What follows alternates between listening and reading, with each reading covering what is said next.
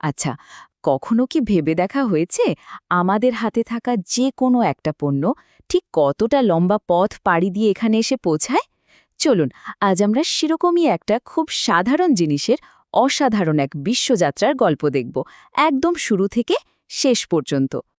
মানে দেখুন, আমাদের সকালের কফি কাপটা থেকে শুরু করে পকেটে থাকা ফোনটা পর্যন্ত প্রত্যেকটা জিনিসেরই একটা উৎস আছে, একটা নিজস্ব জার্নি আছে।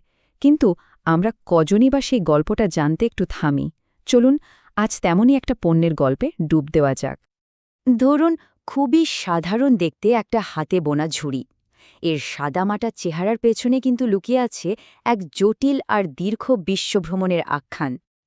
কিন্তু প্রশ্নটা হলো, বাংলাদেশের কোনো একটা ওয়ার্কশপে যে ঝুড়িটা এত যত্ন করে বানানো হলো, সেটা কিভাবে হাজার হাজার মাইল পেরিয়ে টোকিওর একটা ঝাঁকচকচকে দোকানের শেলফে গিয়ে পৌঁছায়? চলুন, এই যাত্রার প্রত্যেকটা ধাপ আমরা একটু ভেঙে ভেঙে দেখি। তো আমাদের গল্পের শুরুটা হচ্ছে বাংলাদেশ থেকে, আমাদের এই হস্তশিল্প পণ্যটির জন্মভূমি থেকে। তো এই যে আমরা হস্তশিল্প বলছি, এটার মানে আসলে কি? সোজা কথায় এগুলো হলো সেই সব জিনিস যা কারিগররা একদম নিজেদের হাতে বা খুব সাধারণ যন্ত্রপাতি দিয়ে বানান। এর আসল সৌন্দর্যটাই হলো কারিগরের হাতের দক্ষতা, ওই মানবিক ছোঁয়াটাই এখানে সবচেয়ে দামি।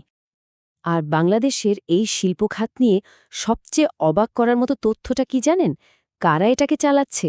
দেখুন, এখানকার অর্ধেকেরও বেশি কর্মী, মানে 55.8% কিন্তু নারী। এটা এই শিল্পকে শুধু একটা অর্থনৈতিক খাত হিসাবেই রাখেনি, বরং এটাকে নারীদের ক্ষমতায়নের একটা দারুণ শক্তিশালী মাধ্যমেও পরিণত করেছে।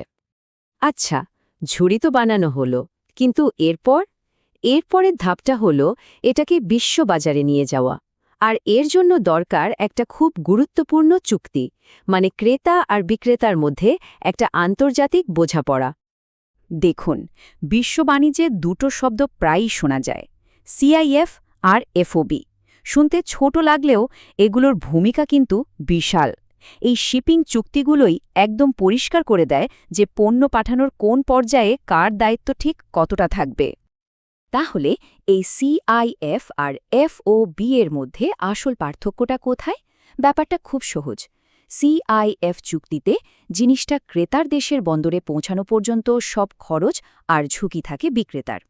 অন্যদিকে এফওবিতে পণ্যটা জাহাজে তুলে নেওয়ার সাথে সাথেই বিক্রেতার দায়িত্ব শেষ, বাকিটা ক্রেতার উপর। বেশ, শিপিংয়ের ব্যাপারটা তো বোঝা গেল, কিন্তু এর পরের বড় চ্যালেঞ্জটা কি?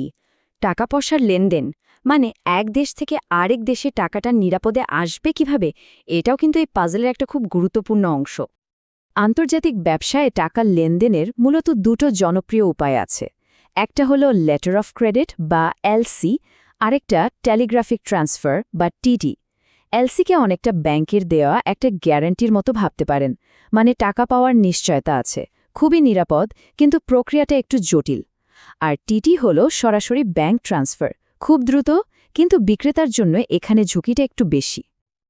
আর বাংলাদেশের অনেক রপ্তানিকারকের জন্য এটাই কিন্তু একটা বড় সমস্যা হয়ে দাঁড়ায়। ধরুন, টিটি পদ্ধতিতে পেমেন্ট আসছে, পণ্য তো পাঠিয়ে দেওয়া হলো, কিন্তু টাকা হাতে আসতে অনেক দেরি হয়। এই দেরির কারণে তাদের জরুরি মূলধনটা আটকে যায়, যা দিয়ে তারা হয়তো পরের অর্ডারটা নিতে পারতেন বা ব্যবসা বাড়াতে পারতেন। তো লম্বা একটা সমুদ্রযাত্রার শেষে আমাদের ঝুড়িটা শেষমেশ জাপানে পৌঁছালো। কিন্তু বন্দরে নামলেই তো কাজ শেষ না, আসল পরীক্ষা তো এখনও বাকি, দেশটার আমদানি প্রক্রিয়া পার করা। জাপানে কোনো কিছু আমদানি করার প্রক্রিয়াটা কিন্তু বেশ গোছানো। প্রথমে যিনি আমদানি করছেন তাকে একটা নোটিফিকেশন ফর্ম জমা দিতে হয়। এরপর সেখানকার স্বাস্থ্য মন্ত্রণালয় সব কাগজপত্র দেখে। তারপর বন্দরে জিনিসটার ফিজিক্যাল ইন্সপেকশন হয়, আর সব কিছু ঠিকঠাক থাকলে তবেই পণ্যটা জাপানে ঢোকার পারমিশন পায়। আর দোকানে যাওয়ার আগে শেষ আর খুব জরুরি একটা কাজ হলো লেবেলিং। জাপানের বাজারে যে কোনো পণ্যের গায়ে কিন্তু সব তথ্য জাপানি ভাষায় লেখা থাকতেই হবে, যেমন পণ্যের নাম কি, কোন দেশে তৈরি, কে আমদানি করছে। উদ্দেশ্য একটাই, স্থানীয় ক্রেতাদের কাছে সবকিছু পরিষ্কার রাখা। এতক্ষণ তো আমরা একটা ঝুড়ির যাত্রার গল্প শুনলাম, চলুন এবার একটু বড় ছবিটা দেখি। এই সাধারণ দেখতে জিনিসটার পেছনে আসলে কতটা অর্থনৈতিক আর সামাজিক শক্তি লুকিয়ে আছে সেটা বোঝার চেষ্টা করি। কারণ এই পুরো যাত্রাটা কিন্তু কারিগরদের জন্য একদমই সহজ না। বাংলাদেশের কারিগর আর রপ্তানিকারকদের দেশের ভেতরেই অনেক রকম বাধার মুখে পড়তে হয়। নতুন পণ্যের ডিজাইন বা গবেষণার অভাব থেকে শুরু করে ব্যবসা বাড়ানোর জন্য প্রয়োজনীয় টাকা জোগাড় করা পর্যন্ত চ্যালেঞ্জ অনেক। চলুন ওই সংখ্যাটা আরেকবার মনে করি, ৫৫.৮%। এটা কিন্তু শুধু একটা ডেটা না, এর পেছনে আছে হাজারো নারীর অর্থনৈতিক স্বাধীনতার গল্প, তাদের ক্ষমতায়ন আর তাদের নিজেদের পায়ে দাঁড়ানোর গল্প। আর এই খাতের সম্ভাবনার কথা যদি বলি, সেটা বিশাল। শুধু ২০২৩ সালে সারা পৃথিবীতে হস্তশিল্পের বাজার ছিল ৮৩০ বিলিয়ন মার্কিন ডলারের চেয়েও বেশি। এই বিশাল বাজারটা কিন্তু টিকে আছে এই কারিগরদের দক্ষতার ওপর ভর করেই। আর বাজারটা কিন্তু এখানেই থেমে নেই, এটা বেড়েই চলেছে। ধারণা করা হচ্ছে প্রতি বছর এটা ৯% বেশি হারে বাড়বে। এর মানে হল বাংলাদেশ সহ সারা বিশ্বের কারিগরদের জন্য নিজেদের ভাগ্য বদলানোর আরও বড় সুযোগ তৈরি হচ্ছে। তাহলে দেখুন, বাংলাদেশের একটা ছোট্ট কারখানা থেকে টোকিওর একটা দোকানের তাক পর্যন্ত একটা ঝুড়ির এই যাত্রাটা কিন্তু আমাদের বাণিজ্য, অর্থায়ন আর মানুষের চেষ্টার একটা অসাধারণ গল্প বলে। আর এটা আমাদের একটা কথাই ভাবতে শেখায়, পরের বার বিদেশ থেকে আসা কোনো জিনিস হাতে নেওয়ার সময় আমরা আসলে কোন না বলা গল্পটা হাতে তুলে নিচ্ছি।